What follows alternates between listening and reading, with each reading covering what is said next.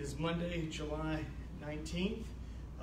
Happy to have a former city council member in the audience. We're going to talk about that a little bit. Glad to see Andy back there in the audience. I think a couple times you came up here and stood in for me, so I appreciated that. But good to see you, and I know scooters were something that was near and dear to your heart as you were going through getting this going. So I'm glad you're here today to see what we're going to talk about, and looking forward to getting that program started. The first thing I'd like to start off with is what just a couple of things that happened this past week. One of which I think was huge, seeing Lawrence in the back and knowing what we're working with in dealing with homelessness. Getting the Salvation Army shelter back open for REAP was tremendous. That was a big event, getting that back open. I believe 52 beds is what they're going to have available to get back open. Had a chance to take a look at the shelter, and it's exciting to see that those things open back up after so many of them were closing. Obviously, the council on Thursday appropriating the money for There Is Hope, so hopefully we'll see some additional shelter beds becoming available, so that should be better.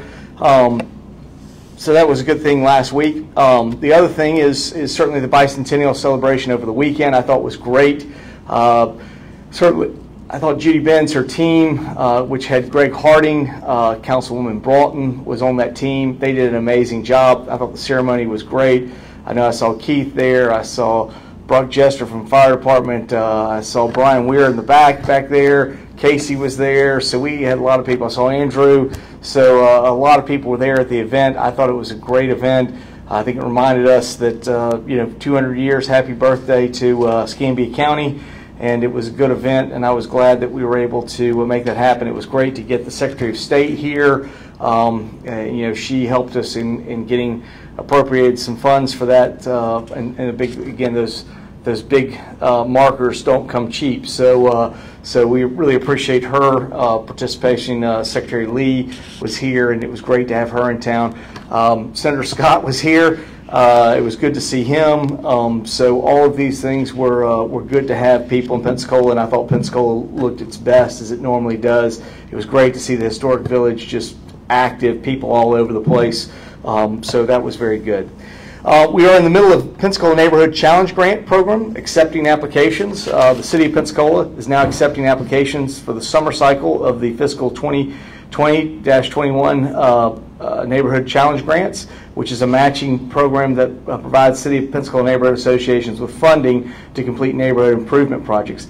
Applications for programs are available at the City of Pensacola website during the grant cycle, which is open through 4 p.m. Tuesday, August 31st. Pensacola Neighborhood Challenge grant funds can be used for various initiatives, including beautification, signage, sidewalks, and other improvements to public property. Funds can be matched in kind or by cash or volunteer labor, any combination. To learn more about the Neighborhood Challenge Grant, please contact Kelsey Powell, and you can reach him at kpowell@cityofpensacola.com or at 850-435-1682. So please call him if you have any questions with your neighborhood and would like to apply. The next neighborhoods cleanup is set for the end of July. This area will be on Saturday, July 31st at Eastgate, Parker Circle, and Palisades area. Please see the cleanup map for details. The event allows City of Pensacola sanitation customers in cleanup eligible areas to place things at the curb, and the city sanitations will pick them up free of charge. For more information on Mayor's Neighborhood Cleanup, please visit cityofpensacola.com. Utility work on Burgess Road is set to begin today on July 19th. Several intersections of Burgess Road will experience temporary closures. These are temporary closures starting today as the Emerald Coast Utilities Authority water mains are installed in the area. Closures are expected to happen as follows. Monday on the 19th, which is today, will be Burgess at just east of Mathis Court.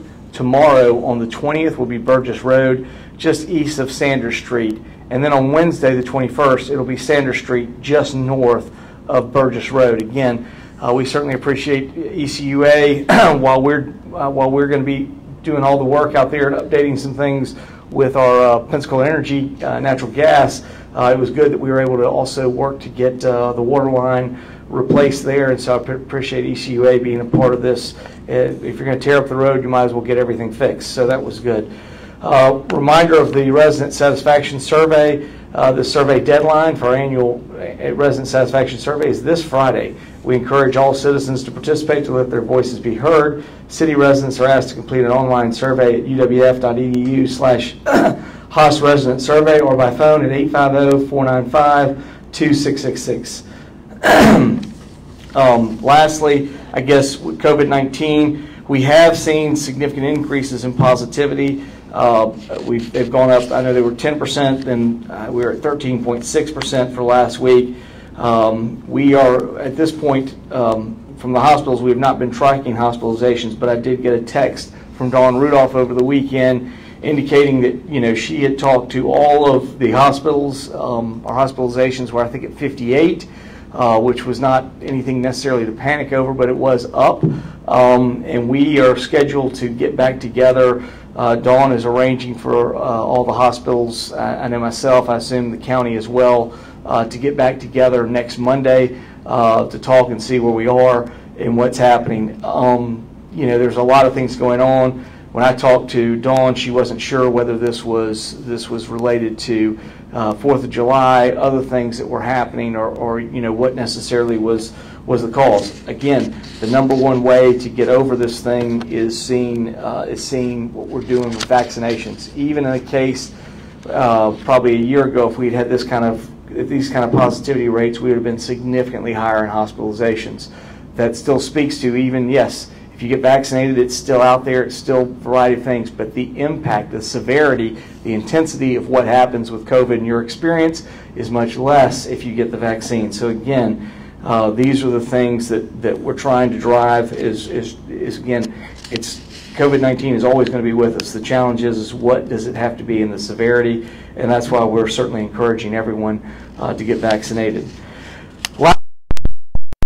We're excited to announce, we announced last week, I'm excited to welcome and share the electric scooter company Bird Rides to the City of Pensacola today.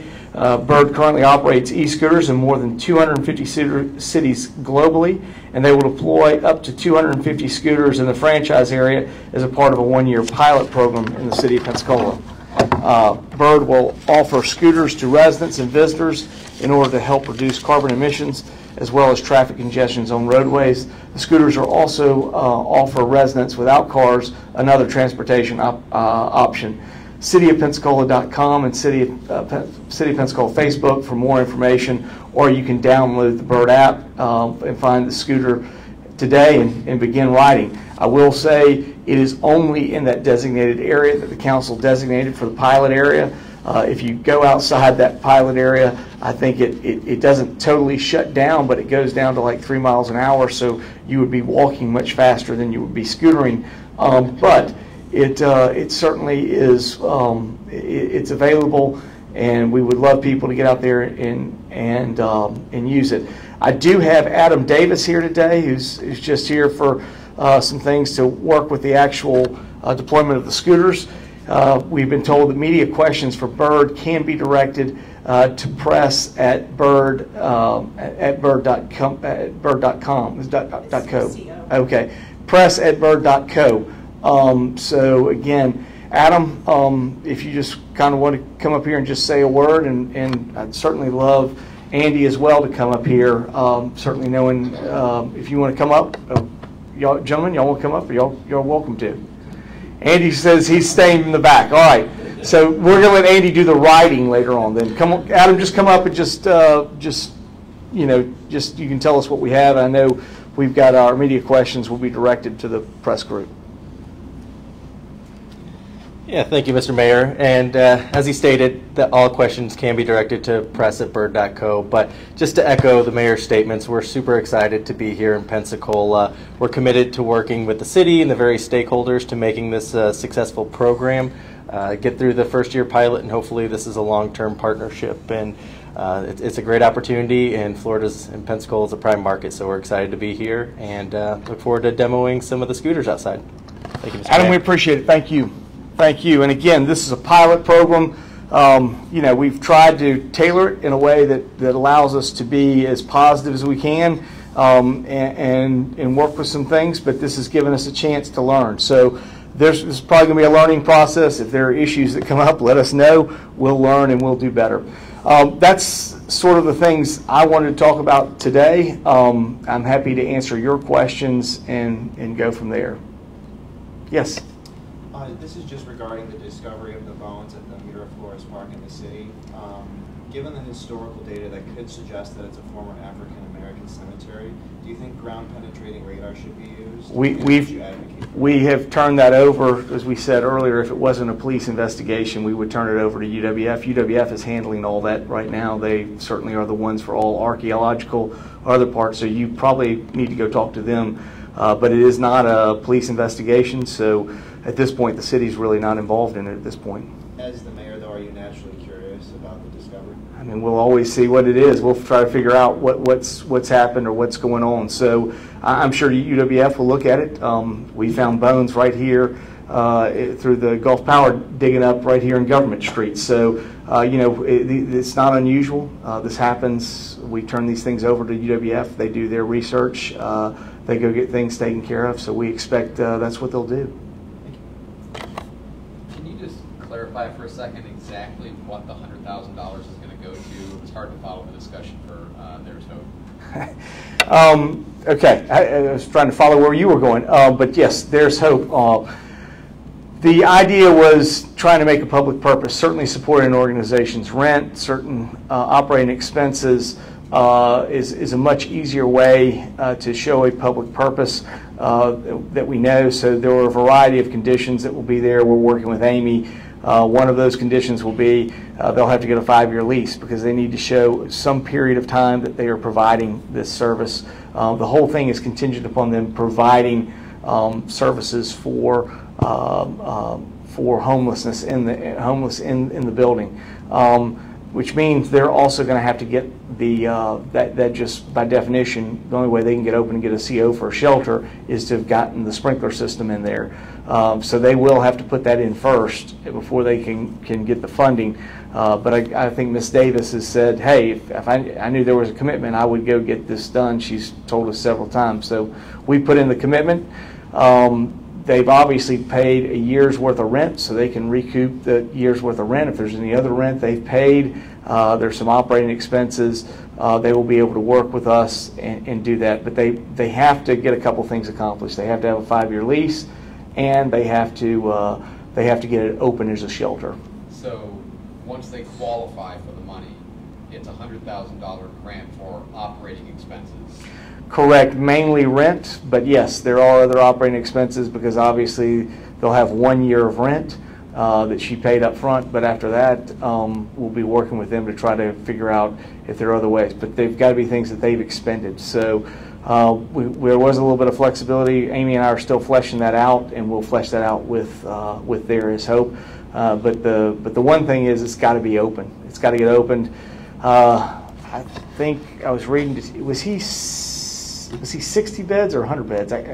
All these different places have so many different numbers, I can't remember. But if we get that opened up with the 50 or 60 beds at REAP, I mean, that's beginning to take care of most of the people that you have at, under the interstate. And so I think that those are the kind of things we want to move forward and start trying to figure out, okay, how do we get these people from out in the middle of the open into actual shelter?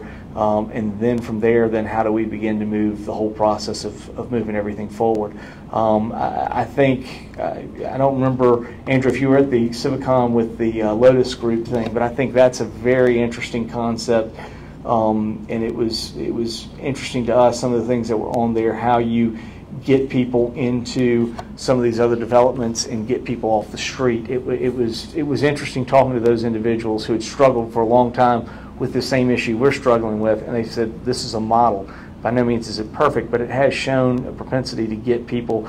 But these aren't people right off the street under there. They got to go somewhere else first, stabilize, get where they are, get a job, and then kind of move up. But I mean, that's our whole deal. What we'd love to do is get people much back, turn back around. I mean, they've been doing this in other cities, so we'd love to see something like that here. Rick. On the COVID, have you not been meeting with the hospitals? We've been meeting with them regularly until about the 1st of June, and then we stopped our phone call. They had stopped everything, stopped all reporting. The city asked them to still report through the month of June numbers for hospitalizations. But we said, okay, if they're not above 50 by the end of June, we'll stop doing them. So that time period came and left. Obviously, about 2 weeks later, we get this point. But we've always had the discussion that we would, if we saw an increase or something happening, we'd get back together. Do we have a number on the desk? I do not. It's hard to find. I do not. Maybe have a Department of Health. Again, Rick, we've done the things that we've tried to do, and the city has continued to do those things, and the city has reported. We don't control all the data. We don't control everything else. We work with our hospital partners, and we try to work with them and present data that we think is important for citizens to have. But at the end of the day, the City of Pensacola is not the source of all this. I mean, that's why we have larger government entities that we work with that are supposed to track this and supposed to provide us with information. So, at this point, we're working through the information we have. We're working with the hospitals. They still stress to me that it's well within what they can do. But they are concerned, obviously, seeing the increase, because for 4 months, we basically didn't see anything happen. Obviously, everybody's a little sensitive to it, and we're gonna get back, and we're just gonna talk, and we're gonna at least be able to keep up with some things. I don't know, maybe out of that, I'm sure Marie Mott was a part of that group. I'm sure if she's there, we can talk with her about getting back open and seeing if there's an opportunity for us to track information. That's much more their responsibility than ours. But again, the city. I always find it interesting. The city is the one who gives the most information, tries to do the stuff, and we typically get beat up the most if something happens. But we're the ones they're trying to at least provide the information.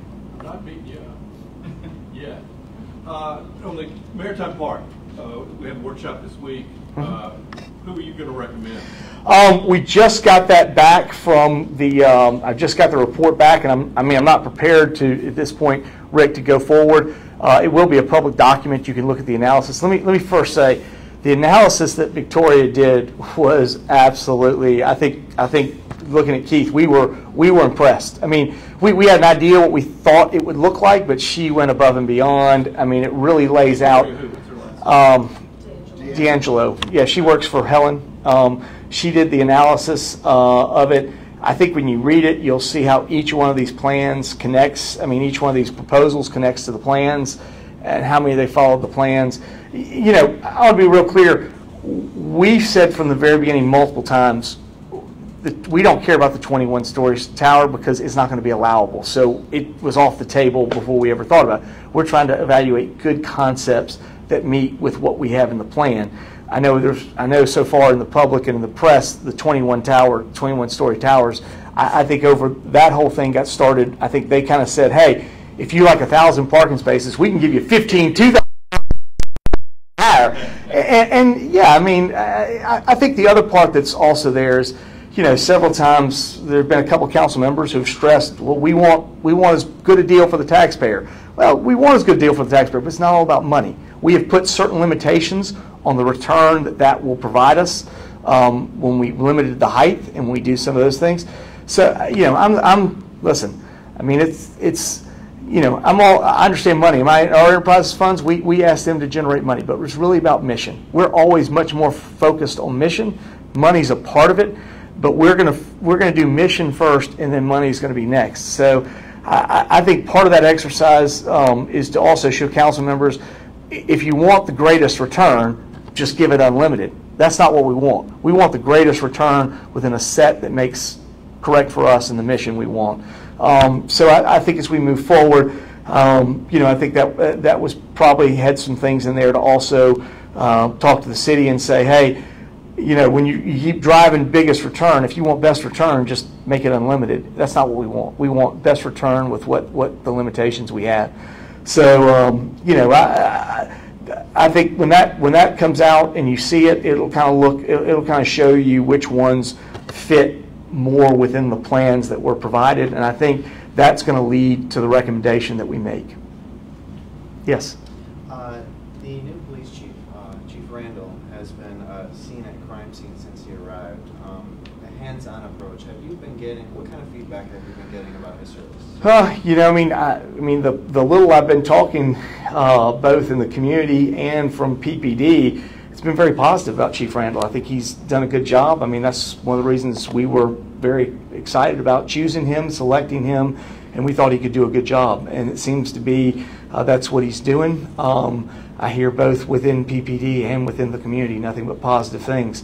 He keeps me updated much the same way that Acting Chief Chrisman and Chief Leiter did. And like I said, also I know that Kevin is very active and involved, and I think he's continuing to do a super job. But we're very excited about Chief Randall, and from all reports that I've heard, both in the community and from in the Pensacola Police Department, he's doing a good job. And then regarding the TSA agents at the airport, obviously we had some delays this past week. Passengers have been telling us that TSA workers told them on weekends flights double, but staffs do not, and even people that arrived hours before missed their flights. Any thoughts on the number of TSA? I mean, you know, that's not something we control. We'll reach back out to the federal government, but I think it speaks to many of the things that are happening that we've said. I mean, the volume that we're handling, and Pensacola Airport is able to handle them. TSA is not the responsibility of the City of Pensacola. That's the responsibility of the federal government, and they deal with that. But we're able to do all the things we need to do, and we're stretching that facility. We've said in former meetings right in here, press conferences, we need to be expanding. So I think this speaks to everything. We need TSA to expand, but TSA is like everybody else. Labor shortages, you know. This is why when we come back to dealing with the, you know, the incentive pay that we made for getting the vaccine, all employers should be thinking about this, because the issue is all of us are experiencing shortages, and it's disrupting so much of our lives, and it doesn't have to be. If we just all work together, we can get through a lot of these disruptions that we're doing. This is the whole purpose of what we're trying to achieve. Nobody likes showing up for a flight and not being able to make it because there are not enough workers. Nobody likes going to Whataburger and finding out you can't get chicken because they can't get chicken. You know, I mean, so it's a variety of different things that are out there, but it affects us from a very base level. At the City of Pensacola, the services we provide, fire, police, public works, recreation, all the things that we do, natural gas company, a port, an airport, we can't afford for people to be out. We can't afford for people to be out 10 days. That's why we are stressing ways that we need people to get vaccinated, because if you're unvaccinated, even if you're exposed, you got to quarantine. If you're vaccinated and you get exposed, you don't have to quarantine. So we're all dealing with labor shortages. We all need to figure out the best way to get ourselves out of these. This is both private and public sector. And you know, if I was a company and I had multiple employees, I would be finding a way to take care of their health, because their health is vitally critical to my mission, and if I was in the private sector, my profitability. And then one more. Regarding those vaccines, is there any sort of outreach the city plans on doing to try and get more people vaccinated in the future? I mean, we're certainly trying everything we can. We're going to start we're even bringing people here. I know that Lawrence and our team have been in touch. Ted Kirshner have been in touch with some of the providers, trying to line up opportunities for them to come to City Hall or other city facilities, making it easy for city employees. I would say if there are any other large employers out there, they should contact them. They could probably come to their place of work, find a way to do it. So I think those are very, very important needs. Yes. Mayor, the city announced recently with county that you had obtained one of the governor's DOE grants for West Jackson Street Transportation Master Plan. Can you talk a little bit about how this came about and what you see going forward there? People have talked about what's going on in Cervantes now, diverting traffic to Jackson. One of the things on the Cervantes project is, even though they're shrinking the lanes and slowing everything down, there's no provision made for bicycles. So would Jackson Street figure into a better multimodal type of? It certainly could, John. I think those are things that we're looking at. I think that's one of the reasons what we're really hoping is that we can get things done that we've wanted to do the diet on Palafox, because we think if you're north of Cervantes and all those neighborhoods, you could go over to Palafox. Palafox becomes the north-south, going to get you across Cervantes south into downtown, or vice versa. If you're on the downtown, you want to go north, go up Palafox and go up there and then disperse however you need to. That's one of the beauties of the grid, is it really allows you to disperse fairly easily. So those are things we're looking at. They're absolutely some of the things that we're dealing with. Case in point, there was some concern about what was going to happen with the improvements on A Street, and they had wanted to do some things. And I probably initially would have rather gone with the road and the bike lanes, but certainly the neighborhood that's been there has been used to those parking spaces. Many people don't even have driveways and they use the parking spaces. So we went back to the parking spaces. Some people got upset that we didn't have bike stuff there. And our point is, if we constricted the road on A Street, we would end up diverting people onto things like DeVillers, which we have spent a lot of time and energy on making DeVillers the bike and pedestrian way. If you drive up and down DeVillers, it looks awesome. It looks awesome. That's where we want you to walk. That's where we want you to bike. So we don't want to put cars onto places we want the bikes. So I think what you said is a good point that our team will look at and evaluate. It may be that we begin to really separate bike routes from car routes, and that may be the best thing, rather than us trying to force everybody to use the same road, to really see if there are other opportunities to do that. I know some of the stuff right now with construction is going to divert people to Jackson. That's going to change. Just like right now in East Hill, we got people going up and down 14th that I think will stop once we get 17th back open. So some things I think we want to be careful of, that we're not just evaluating construction. But I do think at the end of the day, I think you bring up a good point, that there's an opportunity for us to say, this is a car road, this is more of a bike road, and then we need to figure out how to help you get across the car roads. And I think traffic signals are probably the best way to do that. That's what I'm excited about at Cervantes, on West Cervantes, is adding more traffic signals. That was the number one thing the city was in favor of, was adding more traffic signals. Andrew.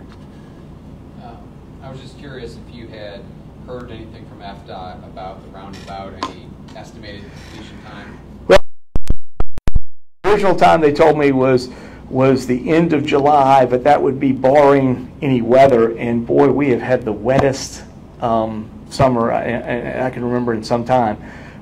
So I imagine that has slipped some into August, but I plan on getting together with them. We plan on meeting with them fairly soon and figuring out where they are. They have been, ever since March, they've been a whole lot less committal on telling you when the actual dates are going to happen. So there are nudges and suggestions, but there's no hard commitment that this is going to happen by this date. Although the one thing they do seem fairly committed to is that the entire bridge is going to happen sometime in the first quarter of 22. And I tell you, when I drove over the beach for the Blue Angels, they've got a lot of that bridge up and going. I mean, they're almost done with the pilings, and then very shortly thereafter that they'll be done with the trophies. I mean, and that, if you talk to DOT, that's the most significant point that slows down is the pilings and the trophies.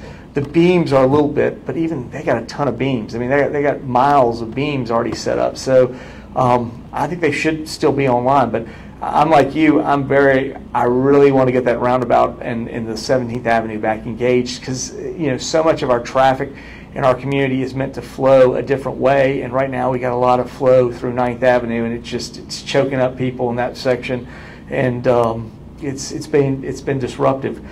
But I appreciate everybody's patience, and I know this is not what everybody wanted, but I appreciate their patience, because we're going to get through it. But it has been, we recognize the challenge that it has been. So just to be clear, we're saying the same thing.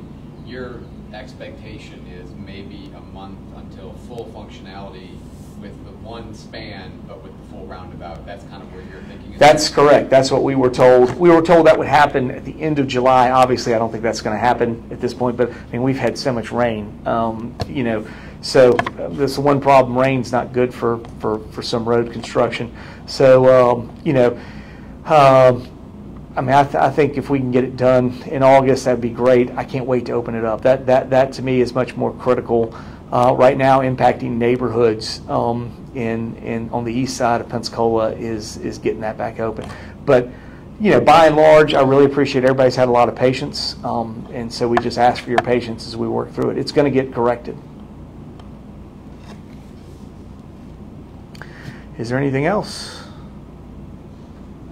All right. Well, we will look forward to seeing you next Monday. We will be here next Monday. I think we've got an opportunity to display scooters and be downstairs. So if you want to get us down with the scooters, we'll be happy to be down there.